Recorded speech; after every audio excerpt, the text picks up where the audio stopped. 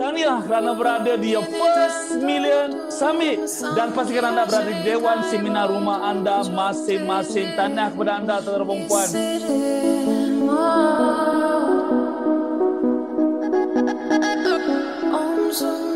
Saya hari ini sangat bangga.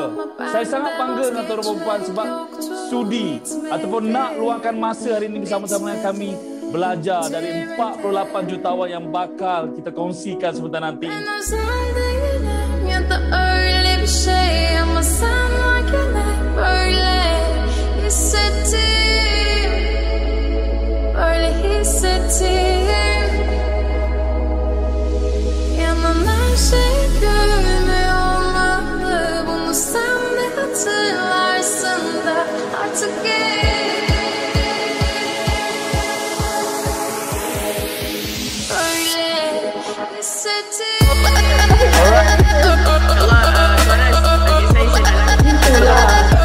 Berikan tepukan untuk Puan Winnie.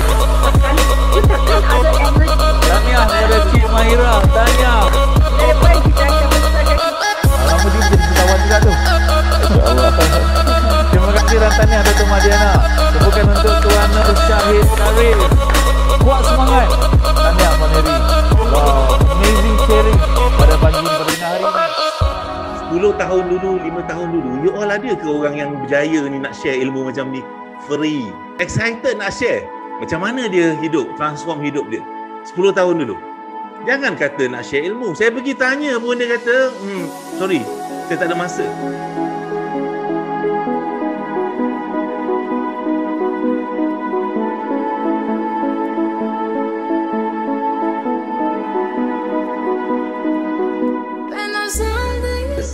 Tak ada orang yang nak share. Tak ada orang yang akan macam nak duduk, nak bercakap dengan you, tak payah cerita pasal tips. Just duduk cerita macam mana saya berjaya saya buat ni, saya buat ni, saya buat ni. No, nobody will do that. It's crazy.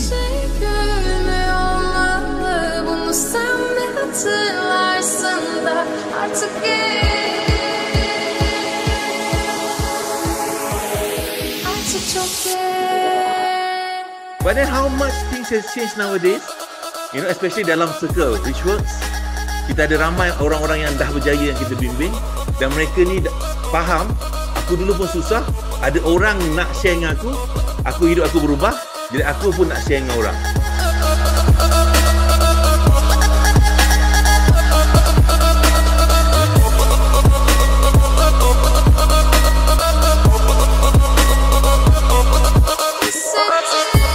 Dan saya nak cakap terima kasih juga kepada Richworks kerana Richworks as a company, mereka organize sesi semalam hari ini mengundang mereka-mereka ni untuk berkongsi cerita mereka.